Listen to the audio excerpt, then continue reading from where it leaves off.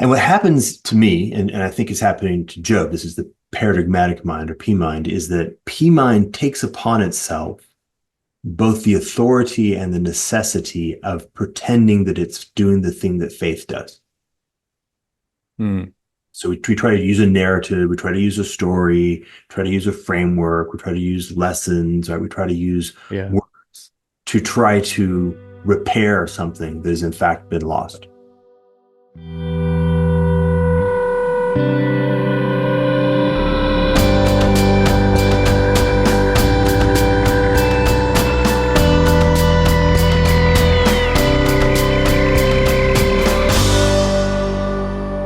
Maybe I can just introduce myself just a little bit to you. I feel like I know you. I feel like I've already been in conversation with you for like an hour because I've been listening to your Yeah. video. Was the beginning of that video include, because I said the same thing to Mike Levin. Oh yeah. Yeah. So No, I prior didn't to hear that that. call, I'd like listened to probably 4 hours of his conversations with the different people. And then it popped up and I'm looking at him. I'm having this weird experience of when's he going to start talking? Oh, wait, no, this is the kind of thing where we're talking to each other. Yeah, yeah. So yeah, so I'm just listening to you talk about what was it? The I can't remember the name of it. Some cool concept you were talking about. Anyway, let me introduce myself and um, we can get started that way, I guess. Um, I'm in Kansas City. I have a family. I have a wife and three boys who are 17, 16, and 13 now. Mm. So high school, middle school. Um, I'm in the kind of like the Paul Vanderklay world. So I had a conversation with him because he calls them his randos conversations, and he just talks with random people. And I was one of the randos that he talked to, you know, it may have been like 6 years ago now. It's Wow. been a while. Um, and I talked to him about the book of Job.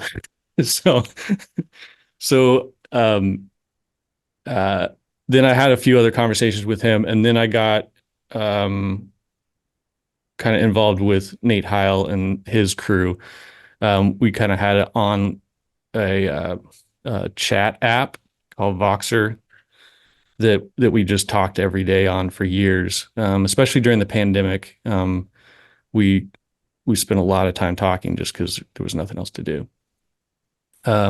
So over the past few years, I started with Jordan Peterson, kind of got involved with Paul Vanderklay's community, but also really into Peugeot, and then got sort of into Vervaeke stuff. So probably first time I heard you was when you were talking with Vervaeke, and always been really interested in what you've been doing, and been paying really close attention to you ever since, well, probably this year. And so just re-listen to your conversation with Peugeot, re-listen to your conversation with Benjamin Boyce, that was excellent. And whenever I mean, this happens with everyone, but when I was listening to you, I was like, I just keep thinking about the book of Job. And I just went like during those conversations, I'm like, I wish I could just like bring stuff up that I see in the text and see what he thinks about it. So um, that's kind of what I want to do today, and see how that works. Okay. I'm interested. I took the time to reread it Did a you? few after you contacted me, so I've got it all somewhat, in my mind. What? Okay, so maybe what what's initial thoughts about the Book of Job? Okay.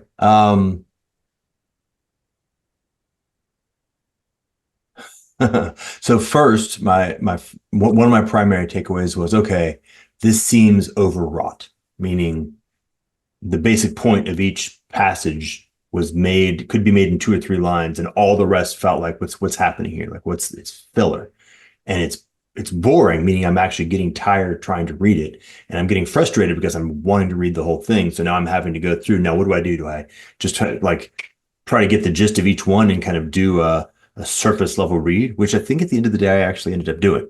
Right? So Hmm. I have sort of a gist. Uh, Hmm. I noticed that there's so when you get down to, I don't know who it is, The person before God. I don't know exactly. Elihu. Elihu. Yeah, Yeah. yeah, yeah. There's almost like a twist. Is that right putting it? Yeah, or deepening. Maybe that's the right way to put it. Like a dimensional expansion.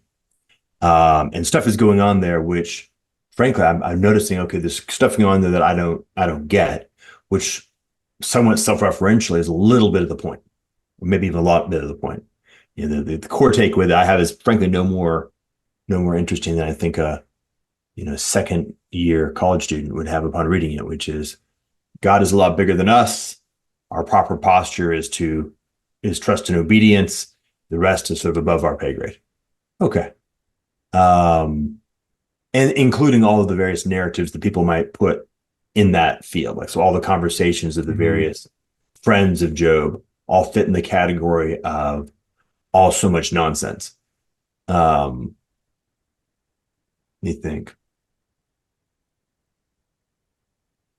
which I have a, a decent amount of first person experience of, let's say, obviously not at the same level, but Job, sorry, I have one more piece. I just realized it popped into my head, but sort of the Job problem, which is my lived experience is undermining my ability to maintain a quality of obedience and trust. So I've lost hope or Mhm. lost faith because something has happened that feels more bad than seems proper. Seems like the way it would be if this is actually, if God is faithful and good, something like that. So Right. the problem of evil, but not as a philosophical problem, but as an existential experience. Hmm. And then the last part, which is funny, I noticed that when you get to the end, you get this weird thing that, and honestly, like my mind told me a story that it had to just be tacked on, which is, and Job gets kids back, but they're not the same kids. And I'm like, that's super terrible. Like, there's if I was like, if my actual kids who I love were to die in an entirely, what do you call it, haphazard and apparently deeply, like fundamentally unjust way, like almost perfectly unjust way, Hmm. as far as you can tell, like this blithely. And then somehow I'm like repopulated with a sort of a similar number of kids, but they're actually completely different people. I would consider that to be an even deeper insult, right? So it's not a, it's not a positive. So it leaves me very confused. Like the ending is actually like, if you'd left out that last part, I would at least have been able to walk away with, okay, this is above my pay grade. Life may appear to be, things may appear to be not going my way, but it doesn't matter. Like the point is obedience and trust. Hmm. But then I get that last part and I'm like, huh, maybe incoherent. So hit me. There's so much so good. A couple other questions. How do you feel about Job as a character, just like in general, like after? So generally positive. I don't have a sense of like want to throw him out with the bathwater. I have a Right. sense of him having a, I get it. Like I definitely get the notion of him saying, would have been better had I not been born. Hmm. And a look, I want to bring this up to the boss. This is you guys are a bunch of wankers. I'm not interested in chat with you. Your arguments aren't even useful, and they're totally how do I say it right? They're silly. Like you Yeah. don't even get in the point. Like you're not even in the right position. I want to speak to the manager. Get it? Right. Right. And also him going, whoa, shit. All right. I I remember now this is much bigger than I could possibly comprehend. So I would say like a certain sense of not just compassion, but even empathy. Yeah. Yeah. I led a Bible study on Job, and about halfway through, one of the guys was like, "This is a really human story." Like I Yeah. like, yeah, like I kind of feel like Job represents humanity in a very in a deep way, but it like any I think most people can relate to Job in at least some way. Yeah, Um, absolutely. And the basic idea of there are ups and downs, and and both are less fundamental than something else. That's Hmm. kind of like the center point. You mentioned when you read Elihu, you thought there was some sort of transformational shift. Is it the you have a what do you think of Elihu?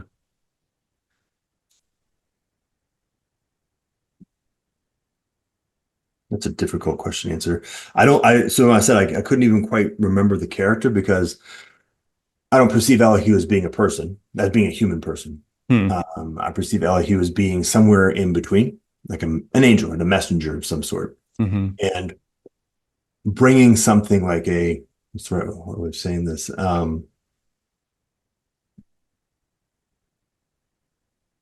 Something like at the level of symbol. Hmm. Well, yeah, something like at the level of symbol. So, in the sense that, say, oh, wow, this is wild. The previous folks were all at the level of language or the level of narrative, the human level, like the ability of humans to figure words together with a notion of meaning. And then Elihu is at the level of symbol, which is not quite a full immersion in the actual transcendent, but is a deeper substrate than the human. So to use slightly different language, something like archetype and less like um, character. That's interesting. Yeah, Elihu plays this sort of strange role where he comes out of nowhere and then he's not talked about again. Whereas the other friends are at the end are rebuked by God. Um, but Elihu is not mentioned. Um, and so he like especially when people read the book, they either, you know, people tend to either love him or hate him, um, Hmm. based on who knows what. I don't even know. Like I can't find a correlation of why people like him or dislike him. But he definitely is like, um, yeah, he's an interesting figure. Um, and then the speech of God. What's your like impression of the speech of God? Okay, so the way I relate to that is, yeah, the scene from Doctor Strange, Um, which one? the first one, the very like the introduction of Doctor Strange. I can't Uh, remember it. All I right, bet so if you mention it, I'll remember. it's that dude who was Sherlock Holmes, Hmm. and he's a doctor, and he gets in an accident and breaks all of his fingers. Then he goes like on his journey, finds his way to, I don't know, Bhutan or Tibet or something like that, and he meets the great guru instructor, and he says something, and she kind of like zaps him, like taps him on the forehead. And it's a great scene because you see this shot where his body is kind of falling back, but more specifically, his spirit is blown out of his body entirely. Mm, That his spirit like falls backward into reality, which is this massively expansive thing that he's just like, is mind blowing with these dimensions of reality that are just vastly beyond anything that you would have imagined beforehand. Super psychedelic, mm. something like that. Yeah, yeah. Um, and so it's like, superficially, yeah, it's fine. Like superficially, you could imagine a scene where God is looking kind of like a gorilla just beating his chest, like literally, like I am very big and strong, right? Who are you? I am very big and strong. Yeah. But that's not the takeaway I have. The takeaway I have is more like that scene. He's just like zapping, giving Job like a zazz.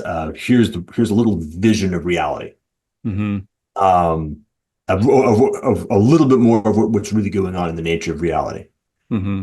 And then the sense I have is isn't that Job is sort of cowed in the sense in like a small gorilla going, oh, big gorilla, better not fight with him, but rather is awed, like, Yeah, whoa, yeah. yeah, like, um, and I mean, for me, it's sort of, I've had that experience, so it's not, I'm just sort of projecting the experience that I've had of having periods of time where I've had a glimpse of the much moreness, that this Hmm. is not the whole thing. There's much moreness, and the much moreness is as it begins to move slightly out towards the infinite.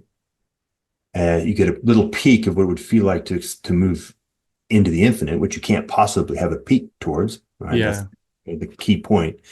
The finite is zero in relationship to the infinite. That feeling of like, not just overwhelm, but shattering or evaporation, diminishing, you turning, accelerating towards zero as your experience accelerates towards the infinite, like all these things coming together. Mhm. Um,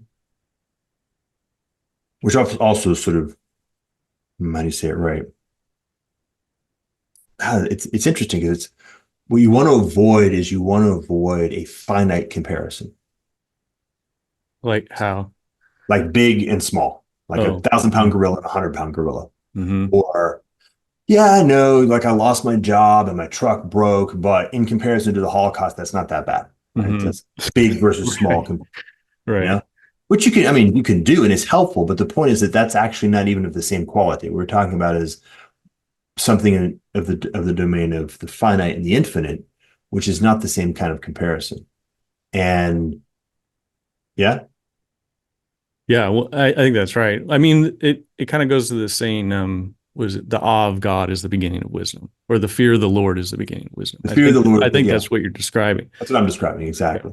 And the key thing is that the words awe and the words fear need to be understood in their transcendent sense, not in their ordinary sense.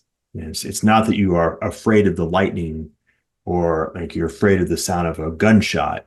It's that you peek a little bit into the nature of the relationship between the finite and the infinite. And it is so shocking that your beingness recognizes the miracle of existence at all, something like that. Hmm. Yeah, I think that's right. I think that's right. Um, uh, Let me tell you a little bit how I kind of like what I think the book of Job is doing in the Bible. Well, let me ask you first. What do you think the book of Job is doing in the Bible? Is it just that or what you were talking about? I kind of think that's one of the purposes is what you were just talking about. But any other thoughts like I haven't why? thought about it a single bit. So anything I come up with, I'm coming up with right now. All right. Uh, I saw something like in the last 48 hours. So okay, is this right? I may be hallucinating. Or conjoining two things. Mm-hmm. So a vision that I've had, it's weird. I was actually struggling with the notion of evolution, biological evolution, in the context of Genesis. And what I started seeing this pyramid of an unfolding in the Old Testament, where in Genesis 1, you have the pure form of the eternal. It's actually not unfolding in time at all. Mm-hmm. It's in a sense it's geometric. Um, Genesis 2 and maybe 3. No, two is unfolding is the relationship between the chronological and the eternal, but fully grounded in the eternal. So this notion of like a horizontal bit, the vertical connected. 3 is precisely about the movement where the horizontal actually lands as the horizontal. And then 4 begins the process of the playing out of the horizontal. And as you begin moving further and further into Genesis, and then you move into Exodus, what happens is you get a more and more purely horizontal story. Like in Esther, you actually end up with a story that has no direct mention of God at all. Right? It's Mm-hmm. entirely happening in the horizontal plane. And then so Job is almost like the return. Mm. It's the kind of the loop back, the what's that called? Mobius strip, like the Mobius strip return, Yeah. where you actually end up with something which is simultaneously the most human, like the basic individual, it's not even not mythological, but even like, what do they call it? Heroic, right? It's not a heroic story. Esther is a heroic story, Mm-hmm. um, but is a extremely ordinary human story, which is at the bottom of the horizontal, and then involves this very specific, I say, perfectly refined connection back up to the very top of the story, where in fact you get some of the most explicit pieces of what would connect and make sense of what's going on in Genesis. Yeah. But yeah, and Job Job seems to be playing a lot with imagery and stuff from Genesis. It it's interesting, but I want like the when I wrote the text to you saying like, "Hey, do you want to talk?" It was when you were talking about paradigmatic mind and transcendent mind, and I can't say paradigmatic, so I always when I was talking with my friend about it, I was saying P mind and T mind. Okay. But um, one thing that I think is happening in Job is something like that, going from a paradigm, which maybe is like you just said, Esther. You know, you're in this horizontal mode, and then it's Job is a reconnection. Um, Yeah. I'll I'll overgeneralize here about Proverbs and Ecclesiastes, but like in the wisdom books, you have Proverbs, Ecclesiastes, Job, and then Song of Songs. And so would we'll leave Song of Songs out for now, but as far as those three, Proverbs, Ecclesiastes, and Job, Proverbs seem to be saying like, do good, good things will happen, do bad, bad things will happen. Like it's very much like a father to his son, look both ways before you cross the street, don't get hit by a car. You know, don't talk to the the the immoral women, you know, don't associate with them, don't be lazy, don't do that, you know, and then do the right thing, God will bless you. um, so very much just sort of like good, good, bad, bad. Then Ecclesiastes comes along and kind of just says, look, I did all the good things and everything just comes to dust, it's all vapor, it's you know just a mist that blows away. Like what's of eternal value? And you get this thing, or you get that one section in Ecclesiastes where it's like everything has its season. There's a season for war, there's a season for peace, there's a season for planting, there's a season for sowing. So it's sort of Ecclesiastes sort of is like time and chance happen to us all. So the best bet is just to fear God, enjoy your days while you have them, and sort of be grateful.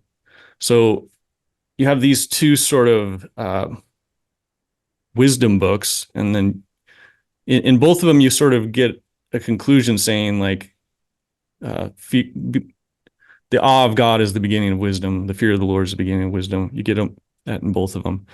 And then you get Job, and Job seems to have internalized both of these. And I would say that he's a blameless and righteous man in the beginning, so he's a Proverbs man. He's doing the right thing. He's getting blessed. He's avoiding the wrong thing. He's he's blameless and righteous. Even God says it. And then once the disasters happen to him, he says, "The Lord gives, the Lord takes away. Blessed be the name of the Lord." And so that's Ecclesiastes, and and so he's very much sort of he knows these things. Um, then that's just the first two chapters. All right. Mhm. So what is this book about? And so you have basically the man who has the paradigm of wisdom, the best wisdom has to offer through these two books. And then now he's just suffering meaninglessly. And so and then he sits in silence with his friends, and then it seems to be he can't hold it in any longer. And he even says like I'm I you know I have nothing to lose, so I'm just going to say what's on my mind. And then he just starts speaking. It's like, at first it's his lament, why was I ever born? And it's very much a deep existential thing. um so let me just start there. So it seems like he's coming from a paradigm. And I was trying to put this Mhm. paradigmatic mind and then transcendent mind on it. And I can't necessarily say like what is Job doing? Is he going into transcendent mind? Because it seems like he has sort of fallen into his body, and now he's just like a newborn baby cries when it's born. Job is just crying. it's it's it's that kind of thing. And so he's no longer um he no longer has a paradigm. Not only that, the friends bring the paradigm back, and it's actually like causing him more suffering, because he's trying to make sense of this, and um, and God is fundamentally hidden from him. So this is just a small point, but I don't think the book is really necessarily about the problem of suffering. I think it's about the problem of the hiddenness of God. Mm-hmm. And so when the transcendent is inaccessible, Mm-hmm. what do you do? And I I think all this matters kind of deeply because I think we're approaching that point as you've talked about, technology speeding up, and we can no longer switch. You were talking about switching between the paradigmatic and the transcendent mind, and it's that relationship between rhythm and then tone, and it takes on a quality. And I think Job is just purely just his body is sort of resonating with the moment. His body has a tone to it, um, and he's just giving voice to that. And well, let me just put that there and see if you have any thoughts. Mm-hmm. So let's put Matthew over here, who is, splashed with a rare appearance recently. I know I haven't got to listen to the whole thing. I don't think anybody has. It goes on for like 6 hours. um, okay, so I've had I've had this particular experience, and I'm projecting this on top of Job, but it looks, I'm trying to fit the right kind of metaphor. So it looks like this. It's like so you ever had a magnet, and you invert it, and then you try to get it to sit, and it always flips and snaps down. Mm-hmm. Okay. So in some sense, that's like us. And this is what I mean. The order of love, hope, faith, understanding, in that order, it's almost like there's a thread or a pillar that the magnet, if you imagine drilling a hole through the magnet and sliding it onto a metal bar, it can actually hover, right? It won't be able to flip because it's being held by something. And what happens when something hits us hard enough to break our faith, and this is again at that level of embodiment, like something really shakes us up. What to me at least has happened, and I suspect happens not just to me, is it's like that little pillar goes away, and then the magnet flips and snaps in.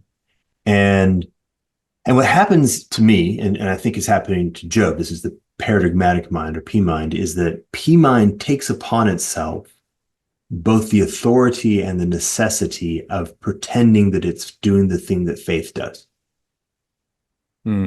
So we try to use a narrative, we try to use a story, try to use a framework, we try to use lessons, right? We try to use words to try to repair something that has in fact been lost. And this happens, right? Somebody in your family dies, and people say comforting things to you. And the point is that whatever the words are not the point. If you feel comfort, it may be because you're actually feeling the actual care coming from someone's heart, but the words mean absolutely exactly nothing.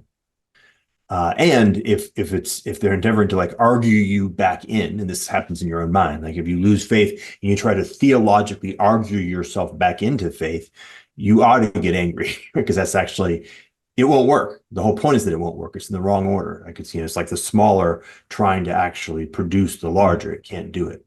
Mm-hmm. And then what can happen is it gets worse because you now become demoralized because you think that the thing that is now being given back to you by your mind is simultaneously the thing it's pretending to be, and is now demonstrably proving that the thing that it's pretending to be isn't. This is very much, by the way, the modern moment where an atheist who sort of takes faith, converts it into narrative, picks apart narrative, realizes that narrative can't actually do the job, and then says faith can't do the job, right? That move. Mm-hmm. In some sense, when you lose faith and your mind tries to repair things, you get stuck. And so I see that as very much what's happening up until Elihu. His name? I'll always forget it. One Elihu. thing I see Job doing, so where he's sort of in free fall, and uh, where he gets a foothold and he's able to find something to stand on is his own integrity, which is interesting because it's something internal in him, and it's even something that God praises in the beginning. Because he, after Satan, there's the two sets of disaster, or there's the disaster, then his sickness, and after the disaster, God says to Satan, says he still holds on to his integrity, and this is the thing that his wife tempts him to Yeah. betray. And what's interesting is God gives him that. So he has this internal integrity, and that's basically all he has. Um, which to the friends, it appears that he's being prideful and fundamentally wicked when he Yeah. when he Just to pulls say that move. they're also tempting him to give up that. Yeah, when they call him to repent, because a lot of what the friends are saying, it sounds orthodox. Mhm. It's just like, come back to God, repent, he'll restore you. He's full of loving kindness. He's kept you alive for a reason. He's faithful to those who humble themselves. And Job will not have it. He's not going to lie.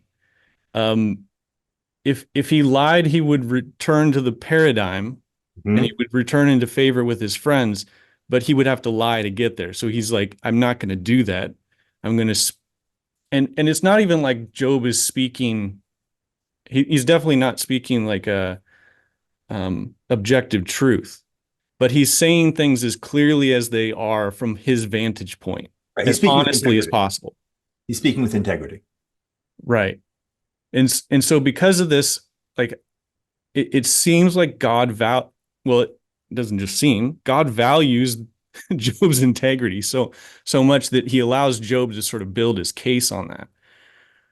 And that seems to be the place where Job finds some ground. And you can see Job sort of has he has a movement very early. It's lament, but it's very deeply emotional and very just sort of like existentially um, fraught, and just like if you've ever questioned the meaning of life and you read chapter 3, you can resonate with parts of it for sure, Mhm. if not the whole thing. Like it, I bet if I started reading it right now, I'd start weeping because it's just so it's so intense. But okay, so he starts in the emotional, and he seems to move towards when he makes his last speech. He is actually outlining a a case for all the sins he did not commit. And so he and is very logical, very just sort of straightforward. He's no longer in the emotional mind.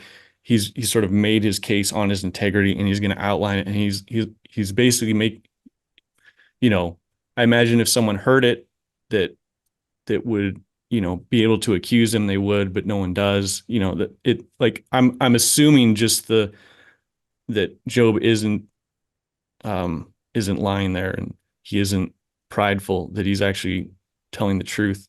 So there's that move, and it seems to be that that's what enables him to eventually see God, which is interesting because that kind of goes. Job is such an interesting book because like it kind of flips some categories. It's like this special situation where you're not supposed to rely on your own integrity. Like you're supposed to, like, I'm a sinful man, original sin. I'm supposed to humble myself, do practices of repentance, which I agree. But it seems to be like in this sort of um, inverted time, um, Job actually is able to build something on his integrity or something like that to get through this transitionary period or this transformational period. Um, Okay. So Matthew, mhm. right? Matthew is reminding us of the fact that there are two languages. There's the language of creation, there's the language of renewal. And you just basically invoked that. Yep. And you say, hey, in the context of the language of creation, the context of solar time, this doesn't make any sense. It seems weirdly inverted. Um, but perhaps the whole point here is that we're being reminded of the fact that there is a lunar time, right? There's a language of, there's the feminine, right? There's sleep, there's repose, there's renewal. And in the language of renewal, everything that you otherwise would see one direction is actually inverted, but not nonsense, right? It's just a different symbolic category, I suppose. Um, Yeah, when Pajot talks about the double inversion. the double inversion, exactly. Yeah, and you could say like you've got the first inversion is the accuser, right? The accuser harrows him utterly, right? And then there's this thing that's going on. Yeah, that's so interesting. You get the same thing in the story of David. David's anointed king, and then he goes into and he's roaming around the countryside as an exile. There's the king, and he ends up, he's just wandering. And so it's this strange thing where there's some fact, David's anointed king, and then the material reality is anything but that. And Yes, and so nice. so we have this mirror image. So I just talked about the hiddenness of God. Now it appears like God is acting like a big asshole. And some people will when I taught my Bible study, basically one of my friends was angry with me when I was going through this because he's like, God's a jerk. Why is this in the Bible? Mhm. And then okay, so God looks like a major asshole. Job looks like a wicked man that got what was coming to him. And so there's this strange parallel happening here where God's engaged in some sort of shady business, and Job seems to be just getting what's coming to him. We get the inside scoop on Job. Not only because we're told by the narrator and by God that Job is blameless and righteous. At the beginning and in the very end, God says that Job is right in what he says. And and so we get the inside scoop, and also we sort of resonate with Job. And so Uh-huh. we're like, yeah, Job's kind of like me. Because we have a sense of our own value, if it hasn't been smashed out of us. So we get the inside scoop on Job. Who we don't have the inside scoop on is God. Mhm. And this is getting at some so like Proverbs, Ecclesiastes is kind of like the wisdom of man. And I think Job is about the book as a whole is about the wisdom of God. Mhm. And so it's like, what would be the reasons God would do this? What is his wisdom? And this is even the feminine, what you're talking about, because wisdom is usually represented as the feminine. Um, uh, the book of Job has a chiastic structure, and it centers on chapter 28, and it's the wisdom chapter. Mhm. And it's very different than the rest of the book. A lot of times it's attributed to Job, but Job may have said it, but it may just be like an interjection, a poetic sort of doesn't matter. Well, It's hold on, Sid, go because ahead. it may be God specifically, like through the fourth wall. Yeah. Like, hey, are you looking at me now? Have you managed to realize that this isn't a book, that you're not reading a book? None of this is happening in your head. You're actually right now directly in conversation with me. Yeah. Yeah. Well, yeah, and so what's God's wisdom? What what are the reasons for the things? And it seems to be that Chesterton has this great line that I love to quote in his essay on Job, and he says, uh, "God is explicit to the point of violence that it could all be explained."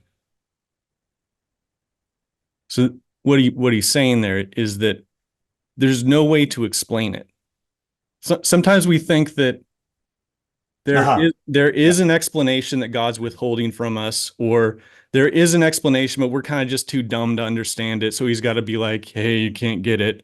Um, that's not the case. I think God's speech is making a point, saying like it cannot be explained. Like I think it, this is for sure.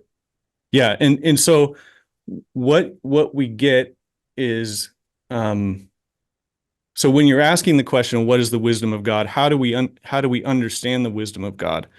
We don't understand it through some sort of explanation. What we do is we understand it through his works. So this is why he gives Job a creation of the universe, not only just to show the width and depth of everything that he's done. He says here's proof of work of what I've done. Can you trust me? Mhm. Um, and that seems to be Yeah, like God's speech is a little bit fiery and he's a little bit abrasive and sort of like, who do you think you are? But um, you got to understand he's talking to Job, and how has Job been defending his integrity? With fiery, abrasive speech. And so, how does God defend his wisdom Mhm. to Job with fiery and abrasive? He's mirroring Job, defending his own wisdom, and there's no explanation. And so, what we can sense it though. We it's can't be explained, but we can sense it, and we sense it through a feeling of awe, wonder, and beauty. Mhm. And that's and Peterson talks about this as something that's orienting, so it's doing that. But we fundamentally sense it as that. So we actually have a sense for it. So it can't be explained, but we can actually sense it. Um, yeah. So. Yeah. So, a restoration of proper relationality with the transcendent, that there is a facility that we have to relate to the transcendent. That facility has and by the way, this word integrity is interesting and how it connects to that. That facility, beauty, Mhm. um, worship, right, these things in that order. And it's kind of the point is something like we routinely lose ourselves by inverting beauty and truth. Routinely, Mhm. because we can handle, master, control. Certainly, when things were going well, we kind of lazily slide into that, and which doesn't mean that we get rid of beauty. We just invert it. Although eventually we do.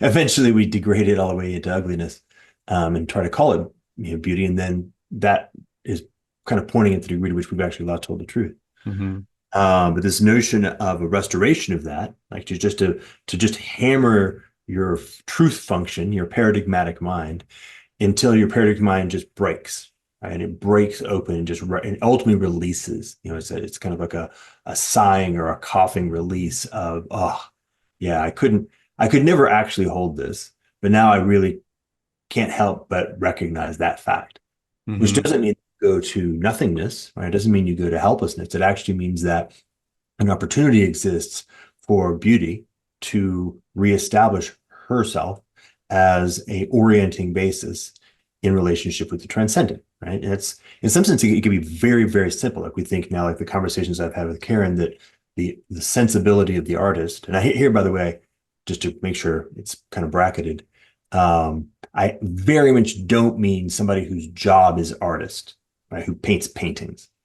What I mean is the human faculty of being in relationship with the transcendent by means of beauty and being able to skillfully be guided by that for expression into life. That's what I Mhm. mean, which ultimately should be everything, everybody, all the time, in Right. every way. Right. Right. Um, mhm. And yeah, and then I don't know, I guess it's just because of the moment that notion of also putting the position of renewal in that spot. Like there's actually a thing that has to happen. It's not magic. When your paradigmatic structures shatter and your body is inflamed with an actual agony, the actual experiential agony of actual reality. There's nothing about it that's not real. um, the renewal process has to kick in to be able to bring things back into their proper order, Mhm. and then a settling, right? And that kind of that peaceful settling. And my sense of it, at least when I was reading it, was that Job actually came into peaceful order. Like the fieriness did not cause him to go this way. The fieriness actually caused him to settle. Like at last I'm being met in some sense. At last there's something coming up that is equal to and proper. Like you could imagine if God was sort of standoffish or consoling or something like that, would actually make him angrier. But the fieriness actually is equal to the reality at a very basic embodied level. And then there's something that allows a settling, like a shattering of the paradigm, which he was ready for anyway. Like the whole point of the conversations with his buddies was, yes, I get it. Paradigms don't work. You guys keep throwing paradigms at me, and I get it. They're none of that's going to work. Like the wisdom of man is not adequate to what's going on here. He needed help to kick through to be able to actually just utterly release himself into, yeah, I guess the transcendence is something we're thinking about. But the visual image I have is something where a body shatters into a million pieces. The million pieces recursively shatter into a million pieces. You know, like that dust Mandelbrot thing. Yeah. Rob, you know what I'm talking about, the fractal Yeah. Yeah. dust. And what you realize is that fractal dust process asymptotes to infinitesimal, which is just the nature of actually coming in direct contact with the transcendent, with the infinite. One thing interesting about God's speech is that God's speech, a lot of it references things back in the speech of Job and his friends. So it corresponds with things said earlier, but it's slightly different. So one example is the lions. So God talks about the lions. He's like, "Can you hunt the prey for the lion cubs as they sit in the thicket?" Well, earlier on, one of the friends said that God is going to come and break the jaws of the lions. He's using the lions as a metaphor for the wicked. So God smashes the jaws of the lions and he breaks them and he tramples them down. And then God comes back and he says, um, you know, can you take care of the lions young? Can you hunt the prey for them? And so you have these interesting plays that God's speech makes, and like God shows up in the whirlwind, and very often at the in the speeches, the friends will say, "What is it? How shall I respond to such a windy? What do they say? They use wind as a metaphor for all you said was wind. All you said was Yeah. this and that, and so it's like all the wind of the conversation between Job and his friends like kind of reaches a critical mass, and then it takes shape, and then that God speaks from it. It's an interesting thing. So God's speech in Job is the longest speech of God in the Bible, Mm-hmm. and it's also one of the main sort of creation narratives, or not narrative, creation passages that's in the Bible. There's one in the Psalm 104. There's the ones in Genesis, of course. And so it's very like it seems to be very significant. And like God has the fieriness, the sort of fatherly yelling quality, but the actual content of his speech is very maternal. You have the sea being born, and then God swaddling it in the clouds. You have the just like the lions, him taking care of the lion cubs and these creatures. And um, there's even I was talking with a friend of mine. He's like, you even get the impression that God is like a midwife. He's sort of enabling these things to be delivered. So um, So anyway, he ends his speech with Leviathan. So like longest speech in the Bible, and a quarter of it, he's talking about Leviathan, this sea monster. Um, and at the time, you probably know all this, but at the time, the Chaos Conf type creation stories where it's the battle of order and chaos, and then out of that battle comes the creation of the world, sort of thing. So I think Job is playing with that, but obviously this is not a battle between Mm-hmm. chaos and order here. Like God basically says, like, here's one of my creatures that I'm very proud of. I'm going to talk about for the whole chapter. and so it puts God like higher on the stack than this order chaos dichotomy. Mhm. And you well you mentioned like in your in your conversation with Peugeot that I was just listening to, you were talking about your conversion and how it felt like going down a waterfall and Mm. then realizing there's no bottom of the waterfall, then figuring out how to navigate through the waterfall. Um, and there's this interesting thing that happens that I've noticed, and this is my interpretation. So, but halfway through God's speech about Leviathan, you're kind of wondering. It's clear at the beginning he's talking about the monster. Halfway through, you're like, are you talking about the monster or who are you talking about? It sounds like he's talking about Job. Mm. And the, there's Jewish traditions or Jewish midrashes on becoming Leviathan. And what do they mean by that? They obviously don't mean necessarily a destructive, chaotic monster that's destroying everything. They mean be the type of creature that can thrive in chaos. So in Psalm 104, the psalmist is describing all the things on land, all the things on solid land, like all the creatures, and goes up the mountains and even the things in the heavens. There's the moon and the stars or whatever. And at sort of a high point in the psalm, it's sort of I imagine him on top of the mountain. He says, look at the sea and all the life in it. I'm kind of choking up here for some reason. Um, the sea is this chaotic place where, you know, it's dangerous, what could be in there, but here it is full of life.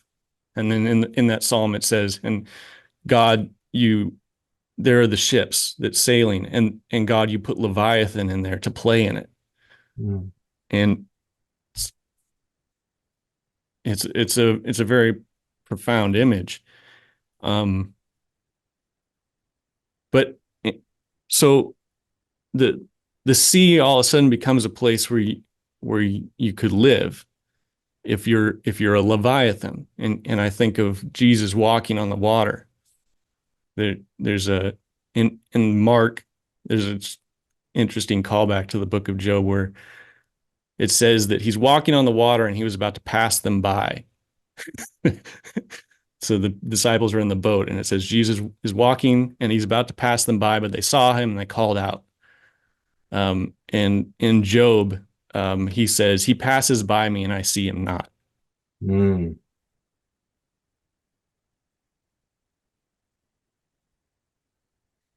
Sorry.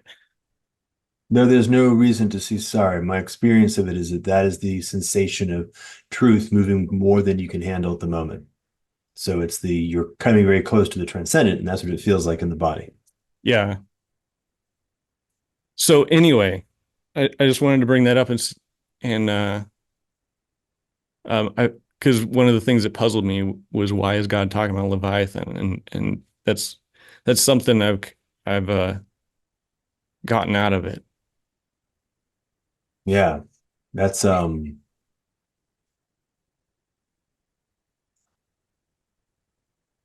Well, and it's at this point then Job is reestablished in the sort of the new world in the ending of the book. I'm Because feeling just right now. I'm feeling the image of Mark and Leviathan, oh and yeah. those 2 points connecting, and kind of feeling the what's the right way of describing it? Uh, no, it's yeah, it's just like something of it's too big, but it's comforting too big, which is interesting. Yeah. Hmm. It started raining here. Are you in black and white? I'm in black and white. Okay, cool. I always put my video in black. That's what it looks like. It looks to me like you were black and white, I am. but sometimes I can be confused about things. So. Hmm. Um, at the very end, it seems to be Job's always referred to as my servant Job, or God always refers to Job as my servant Job. Hmm. And it seems like at the very end, he calls him my servant Job. Beginning, he calls him my servant Job. So you get the impression that Job has done some work for God. Hmm. And then the reestablishment at the end is not just sort of like um, arbitrary. It's it's well, we're in a new world now, and so the way this works out is that like Job was a king basically. His friends are kings as well. Hmm. So Job uh, friends are called to bring a sacrifice, and Job prays for them. And that calls back to the beginning where Job brought a sacrifice and prayed for his children. And now he's doing it for kings. So the thing that was in a microcosm in his family is now writ large. And and then after that, the people come to him, and everyone gathers into the house of Job. Hmm. So you can even think of this as the church. Everyone gathers under Christ, but everyone gathers into the house of Job and they break bread with him and they comfort him. Um, and they seem to do it willingly. And compare this to the beginning where Job seems to be a man that's blessed and he's at the top of a hierarchy, and things just sort of fall into place as you go up the hierarchy of success in all the areas that he was in. And now Hmm. he's not Hmm. he's a Hmm. man on an ash heap.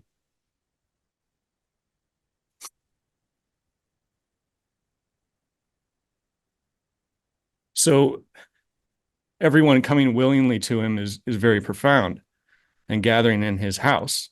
That's like and then um do we only have like a couple minutes left, huh? Hmm. Okay, well let me try to wrap this up quickly just about the children because I know that that um Job talks about in one of his, I think it's in I forget what chapter it's in. He talks about being a tree. He says, if only I were a tree, there's a hope for a tree. If it's cut down and the stump is in the ground, at the scent of water, it would begin to bud Hmm. and grow again. But then he laments and he says, but that's not how man is. Man goes down and he vanishes. He just goes into the dust and into Sheol, and who knows. But then God says, if only God would hide me in Sheol and set aside a time till he's done with his anger and then remember me and then bring me back. So he's thinking about resurrection. And so he sees that the memory of God is more powerful than Sheol, Hmm. we'll say, more powerful than death, of that which you can be dissolved into a million pieces. But if you remain in the memory of God, then God could remember you. And so in the end, he has 10 children again, 7 boys, 3 girls, same as before. I think this is God showing Job that he remembers the other children and that they're not actually lost, Hmm. that they remain in his memory. And so I think that's a point of hope there at the end, because God, it says God doubles all his stuff. He gets double of everything. Has only 10 children again, but he actually has 20 children because God still remembers the other 10. Hmm. So, That's good. Thank you. well, thank you for listening to me, and thanks for this conversation. I appreciate it a lot. There's no reason to give God thanks to me. So thank you. Thank you for kind of what's it called? listening and being obedient. Yeah. Appreciate it, Jordan. Yeah, me too.